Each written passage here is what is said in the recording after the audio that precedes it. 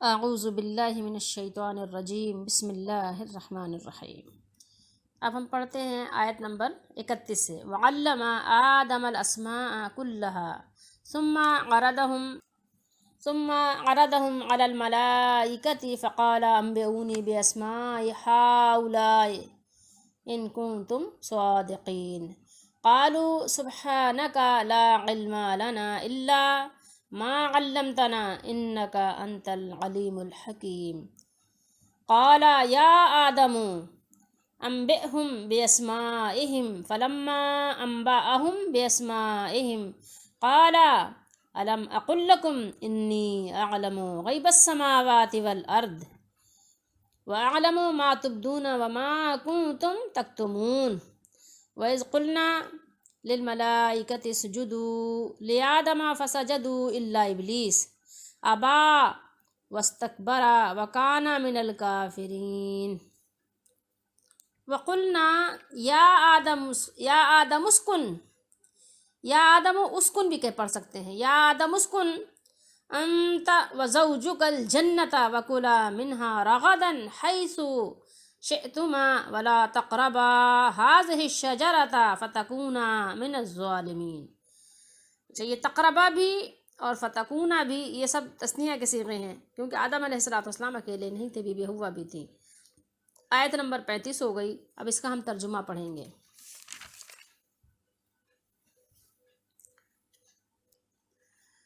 اور اللہ تعالیٰ نے آدم کو تمام اشیاء کے نام سکھائے۔ اشیاء اس میں جو ہے وہ محذوف ہے۔ اللہ تعالیٰ نے جو بھی چیزیں تھیں ان کے سب کے نام آدم علیہ السلام کو سکھا دیے۔ کلھا، ثم پھر عرضہم، یعنی عرض کہتے ہیں نا جیسے کسی سامنے پیش کرنا، سب پیش کیا اللہ تعالیٰ نے اشیاء کو ملائکہ پر پیش کر کے فرمایا علی الملائکۃ، پھر اللہ نے فرمایا سچے ہو تو ان کے نام تو بتاؤ۔ اسماء اسم کی جمع ہے، صادقین اگر تم سچے ہو۔ بولے پاکی ہے تجھے، فرشتوں نے کہا، سب فرشتوں نے مل کے کہا آپ کو پاکی ہے، ساری تعریف آپ کے لیے، آپ سبحان ہیں، ہمیں کچھ علم نہیں مگر جتنا تو نے ہمیں سکھایا۔ یہ فرشتے اللہ تعالیٰ کی بہت ہی زیادہ یعنی مقرب ہیں، اور فرشتے اللہ تعالیٰ کی جناب میں حاضری بھی دیتے ہیں۔ بے شک تو ہی علم و حکمت والا ہے۔ فرشتوں سے مراد جبریل علیہ السلام ہے، جیسے اللہ کا پیغام لے کر انبیاء کو پہنچاتے تھے۔ فرمایا اے آدم بتا دے، یا آدم انبئہم، بتا دو ان کو ان سب کے نام، ٹھیک ہے، اشیاء کے نام ان کو بتا دو، باسمائہم۔ جب اس نے یعنی آدم علیہ السلام نے انہیں سب کے نام بتا دیے، فرمایا میں نہ کہتا تھا کہ میں جانتا ہوں۔ یہاں یہ قالا سے مراد ہے نا، اللہ تعالیٰ نے فرمایا۔ اللہ نے کیا فرمایا کہ علم، یعنی کہ میں نے تو پہلے ہی کہہ دیا تھا، کیا میں نے یہ کہہ نہیں دیا تھا بات؟ لم یعنی نہیں، اور حمزہ زبر آ جو ہے یعنی میں نے تو یہ بات تمہیں پہلے ہی بتا دی تھی، کیا میں نے بتا نہیں دی تھی؟ کیا میں نے یہ بات کہی نہیں تھی؟ یعنی اقل لکم، کہ یہ کہ میں جانتا ہوں، ٹھیک ہے، انی عالم غیب السماوات، آسمان اور زمین کی سب چھپی چیزیں، یعنی اللہ نے فرمایا کہ میں تو سب کچھ جانتا ہوں، میں تو پہلے تمہیں کہہ دیا تھا، اور میں جانتا ہوں جو کچھ تم ظاہر کرتے ہو اور جو کچھ تم چھپاتے ہو، یعنی تمہاری باتیں بھی جانتا ہوں، فرشتوں کی باتیں بھی اللہ جانتا ہے۔ وَإِذْ قُلْنَا، اور یاد کرو جب ہم نے فرشتوں کو حکم دیا کہ آدم کو سجدہ کرو تو سب نے سجدہ کیا۔ فَسَجَدُوا إِلَّا إِبْلِيسَ، الا استثناء آ گئی کہ ابلیس نے، سوائے ابلیس کے، ابلیس نے نہیں کی۔ ابا، اس نے کیا کی؟ نافرمانی کی۔ یہ ابا یا ابا اس سے آتا ہے باب فتحہ سے، یہ شاذ ہے۔ اچھا، اور غرور کیا، فرشتے نے کیا کیا؟ غرور کیا، جھوٹا تکبر کیا، جو کہ حق ہی نہیں ہے کسی کا، کسی مخلوق کا حق نہیں کہ اللہ کی جناب میں تکبر کرے، اس کی حیثیت ہی کیا ہے؟ تو تکبر کیا، غرور کیا اس نے، اور کافر ہو گیا۔ وَكَانَ مِنَ الْكَافِرِينَ، ہو گیا کافر، ٹھیک ہے۔ اور ہم نے فرمایا اے آدم تم اور تیری بیوی، یعنی آدم علیہ السلام سے اللہ نے کہا کہ تم دونوں جو ہے وزوجو کا، تمہاری زوج بھی اور تم بھی جنت میں، اس جنت میں رہو اور کھاؤ، وکلا، دونوں کھاؤ، ٹھیک ہے۔ یہ کلا بھی جو ہے تثنیہ کا صیغہ ہے، منہا اس میں سے، ٹھیک ہے، یعنی اس جنت میں سے کھاؤ، رغدن حیثو، بے روک ٹوک، جہاں تمہارا جی چاہے، شئتما، مگر اس پیڑ کے پاس نہ جانا کہ حد سے بڑھنے والوں میں ہو جاؤ گے، ٹھیک ہے۔ ولا تقربا، اور قریب بھی نہ ہونا، हाज़िहि शजरता, ये जो दरख्त है, ये जो भी दरख्त जिसकी तरफ अल्लाह ने इशारा किया हो कि इस दरख्त के सिवा यानी खाओ पियो। अब वो दरख्त क्या था, बहुत से लोग अपनी मंतक झाड़ते हैं कि हाँ ये है वो है, तो इसमें हमें अपनी मंतक नहीं लगानी कि कौन सी जो भी दरख्त था, अल्लाह ताला दरख्त से हमें क्या लेना देना, बस एक अल्लाह ताला ने जो जिक्र फरमाया बस इतना काफ़ी हमारे लिए, इसमें अपनी अकल नहीं लगाना। अच्छा, एक चीज़ और भी हमारे जहन में होनी चाहिए कि जब भी हम तफसीर पढ़ें, जब भी हम हदीस शरीफ पढ़ें, तो ये हमारे जहन में होना चाहिए कि तफसीर और हदीस ये इंसानों ने लिखी हैं, इसमें उसकी गलती वो कर सकता है, ठीक है, और तर्जुमे में भी गलती हो सकती है। कुरान मजीद वो हर तरह की यानी कहना चाहिए ख़ता से पाक है बिल्कुल, यानी मिन्नोन जैसे अल्लाह ने नाजिल किया वैसे ही आज तक मौजूद है, और वैसे ही ता क़यामत जब तक अल्लाह चाहेगा ये ऐसे ही मौजूद रहेगा। इसमें कोई एक ज़ेर ज़बर पेश नुक्ते की भी गलती नहीं हो सकती, ठीक है। लेकिन क्या है कि हाँ, जो इसका तर्जुमा लिखा गया, जो इसकी तफसीर लिखी गई, जो अहादीस मुबारका लिखी गई, वो सब इंसानों ने लिखी हैं। जो हदीस है वो तो बिल्कुल सही है, जो अल्लाह के नबी का फरमान है, उसमें तो कोई किसी किस्म की कोई गुंजाइश ही नहीं है, लेकिन लिखने वाला इंसान है वो गलती कर सकता है, ख़ता कर सकता है। इसलिए हमें जो है हमेशा जो है इस बात का ख्याल रखना चाहिए कि इंसान ख़ता का पुतला है, और उसके साथ हर वक्त ये इम्कान मौजूद है कि वो ख़ता कर दे। बोलने वाला भी ख़ता कर सकता है, बताने वाला, पढ़ने वाला, सुनने वाला, लिखने वाला, ये सब लोग ख़ता कर सकते हैं। जमा करने वाले, जैसे अहादीस मुबारका जमा की गई, इन सब में ख़ता का एहतमाल, इम्कान हर वक्त हर लम्हा मौजूद है। लेकिन जो कुरान है वो बिल्कुल अपनी जगह एक मुसद्दक़ा हकीकत है कि मिन्नुअन वैसे ही मौजूद है जैसे इसका नुज़ूल हुआ था। अहादीस मुबारका बिल्कुल यानी परफेक्ट है, उसमें कोई गुंजाइश नहीं है, लेकिन ये है कि लिखने में ये सारी चीज़ें इम्कानी और एहतमाली ख़ताएँ मौजूद हैं। तो इसलिए जब भी हम पढ़ें अहादीस मुबारका की शरह वग़ैरह, या अहादीस मुबारका भी बहुत सारी ऐसी होती हैं जो यानी कभी क्या होता है कि उनको वहम लग जाता है, कभी शुबा लग जाता है, कभी भूल तारी हो जाती है। तो ये सब चीज़ें ऐसी हैं कि जिसको इंसान को अपने जहन में रखना चाहिए कि मुहद्दिसीन ने भी बहुत सारी अहादीस लिखकर उस पर जिरा व तादील की किताबें लिखी गई, तो पता चला कि ये हदीस सही नहीं, ये ज़ईफ़ है, ये मौजू है, मनगढ़ंत है, तो ऐसी चीज़ें मौजूद हैं। तो ये हमारे जहन में होनी चाहिए बातें। बहुत से लोग ये कह देते हैं ना कि अल्लामा इब्न कसीर ने लिखा है। भाई अल्लामा इब्न कसीर अल्लामा थे ना, मौलाना थे ना, आलिम थे ना, नबी तो नहीं थे, ख़ता तो हो सकती है। तो उन्होंने भी तफसीर इब्न कसीर में भी बहुत सारी मौजू और बहुत सारी ज़ईफ़ अहादीस ले आए हैं, लिख दिया है उन्होंने, कुरान की तफसीर में उन्होंने लिख दिया। इसी तरीके से बहुत सारी बातें जो है जब इन्हें ख़ता कर दी हैं तो हो सकती है, और मैं आप तो बिल्कुल ही ख़ता के पुतले हैं, तो ख़ताओं को ना पकड़ें। हाँ, अगर जो है एतक़ाद में गलती है, एतक़ादी ख़ता है किसी की, तो फिर वो उसमें गुंजाइश नहीं है, लेकिन वैसे जो है नॉर्मली इंसान ख़ता का पुतला है, उससे ख़ता हो जाती है। बाकी जितने भी हैं, चाहे वो मुहद्दिसीन हो, चाहे वो जो है मुअल्लिमीन हो, चाहे वो मुदर्रिसीन हो, उनसे जो है गलतियाँ हुई भी और हो भी सकती हैं और हो भी जाती हैं। तो ऐसा कुछ नहीं है कि जी उन्होंने लिख दिया, ठीक है, अलबिदाया व निहाया में लिख दिया है, ठीक है, ये लिख दिया तो कोई फ़र्क नहीं पड़ता, जिसने भी लिख दिया है गलती हो सकती है उनसे, ठीक है। अहादीस में यानी जिरा बहस हो सकती है, इसलिए हो सकती है, जिरा व तादील की किताबें देख लें आप उठा के, उसमें देख लें कि मुहद्दिसीन ने खुद बहस की है, एक मुहद्दिस की लिखी हुई हदीस पे दूसरे मुहद्दिस ने बहस की है उस पर, ऐसा हो सकता है। तो ये थोड़ी कोई कि हाँ नहीं इसमें ख़ता हो ही नहीं सकती, ऐसा मुमकिन ही नहीं है। नहीं भाई, ये सिर्फ़ और सिर्फ नबी अलैहिस्सलातु वस्सलाम को मकाम हासिल है, क्योंकि उनकी हर वक्त हिफाजत होती है अल्लाह की तरफ से, तो वो ख़ता से पाक होते हैं। दीन में, शरीयत में जो भी बात बताते हैं बिल्कुल परफेक्ट होती है, 100% परफेक्ट होती है उनकी हर बात, और वो हर बात काबिल अमल होती है। अब देखिए, जहाँ तक बात रही फ़रिश्तों की, तो फ़रिश्तों ने एक सवाल किया था। फ़रिश्तों का सवाल क्या था? इस्तिफ़हामी था, एतराज़ नहीं किया था फ़रिश्तों ने, कि फ़रिश्तों ने एतराज़ किया था। अच्छा, बहुत से लोग अच्छा, सबसे पहले तो ये आप सुन लें कि फ़रिश्ते जो हैं वो अल्लाह ताला की यानी जनाब में ख़ता करने से पाक हैं। फ़रिश्ते ख़ता नहीं करते, अल्लाह ताला ने उनको इस तरह नहीं बनाया। वो जो है खाने पीने से भी अल्लाह ताला ने उनको मुनज़्ज़ह रखा है। फ़रिश्तों के बारे में अल्लाह ताला ने सूरह तहरीम में फ़रमाया اللہ نے فرمایا کہ لا یعصون اللہ ما امرہم ویفعلون ما یؤمرون. تو فرشتے کیا ہیں کہ اللہ تعالیٰ نے فرمایا کہ جو اللہ تعالیٰ ان کو حکم دیتا ہے تو وہ اللہ کے حکم کو بجا لاتے ہیں، نافرمانی نہیں کرتے.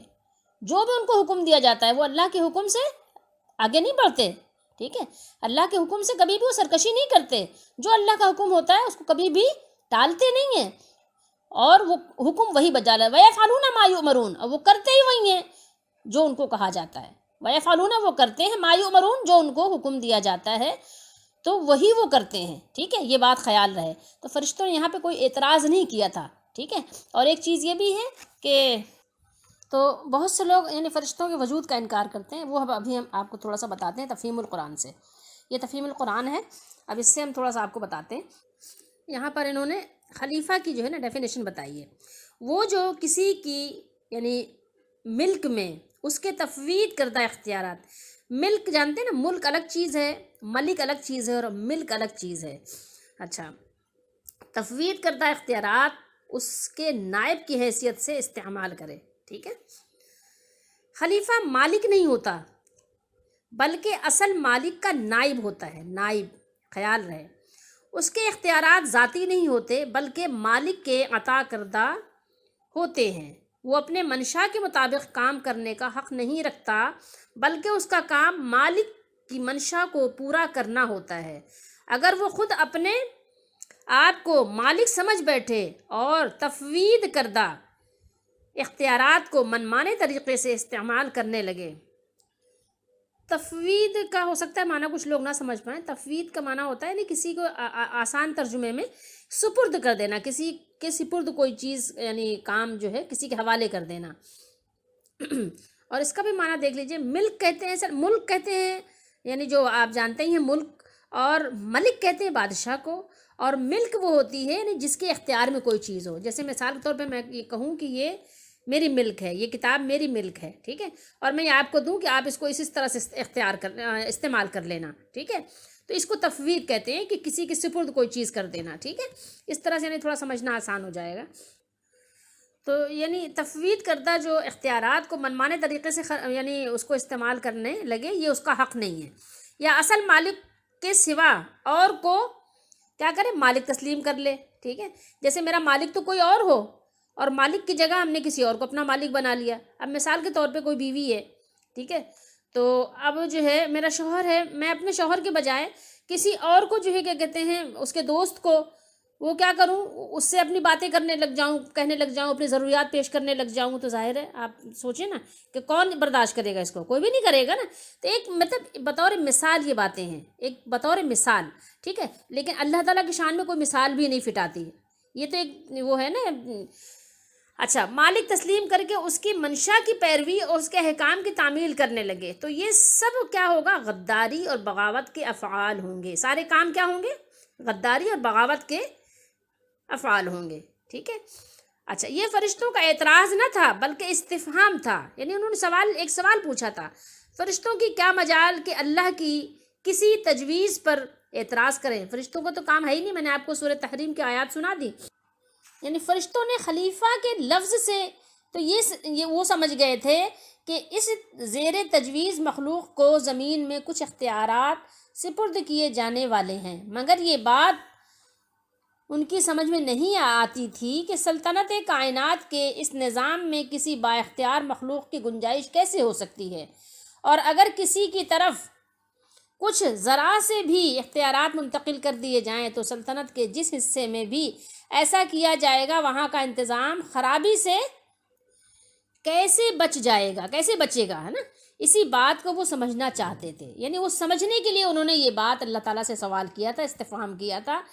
تو یعنی مثال کے طور پہ جب اللہ نے فرمایا کہ ہم زمین پر یعنی خلیفہ بنانے والے ہیں، نائب بنانے والے ہیں، تو فرشتوں کو یہ ہوا کہ جب نائب بنے گا انسان تو اب یہ آدم علیہ السلام پر اعتراض نہیں کیا تھا کیونکہ آدم علیہ السلام تو نبی بن کر مبعوث ہوئے نا. آدم علیہ السلام تو ظاہر ہے کہ نبی تو سوال ہی پیدا نہیں ہوتا. لیکن ان کی آنے والی نسلوں کا جو آج ہم دیکھ رہے ہیں، اپنی آنکھوں سے بھی دیکھ رہے ہیں کہ کیسے زمین میں سرکشی اور بغاوت اور خون ریزی پھیلا رکھی ہے انسانوں نے، ہے نا. بس نہیں چلتا کہ کیا کر ڈالے. تو اگر جو ہے انسان کو اختیار دیا جائے گا، یعنی اس کو ملکیت دی جائے گی، تو وہ کیا کرے گا؟ ظاہر ہے پھر یہی کرے گا، یعنی خون ریزی کرے گا، فساد کرے گا، تو یہ نظام تو درہم برہم ہو جائے گا، کیسے ہوگا؟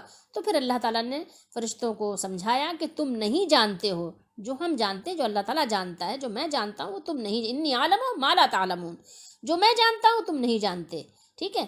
اور بس جتنا، تو فرشتوں نے کہا بس ہمیں تو اتنا ہی علم ہے جتنا آپ نے ہمیں سکھایا.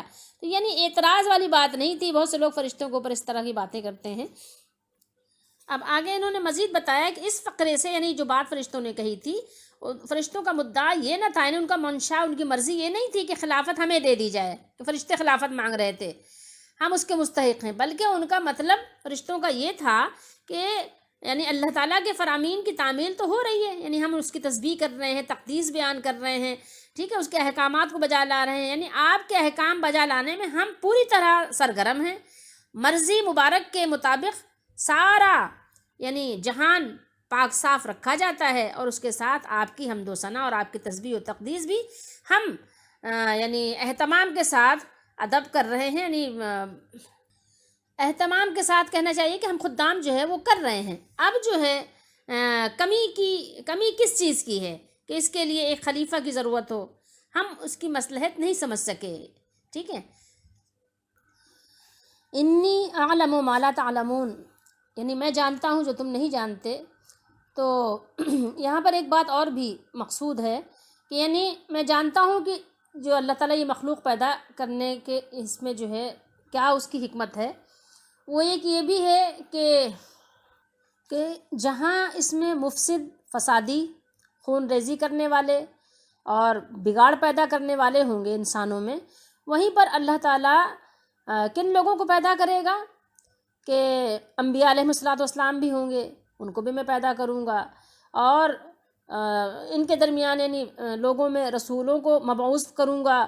ان میں صدیقین ہوں گے، شہداء ہوں گے، صالحین ہوں گے، عباد ہوں گے، زہاد ہوں گے، اولیاء ہوں گے، ابرار ہوں گے، مقربین ہوں گے، علماء ہوں گے، عاملین ہوں گے، مجھ سے ڈرنے والے ہوں گے، خاشعین ہوں گے، صادقین ہوں گے، قانتین ہوں گے، منفقین ہوں گے، مسلمین ہوں گے، مومنین ہوں گے، صالحین ہوں گے، اور محبین ہوں گے، مجھ سے محبت کرنے والے ہوں گے، اور متبعین ہوں گے، انبیاء علیہ الصلوۃ والسلام کی اتباع کرنے والے ہوں گے، اور محافظین ہوں گے، حافظین اللہ کی حدود کی. اللہ تعالیٰ نے وہ ہے آیات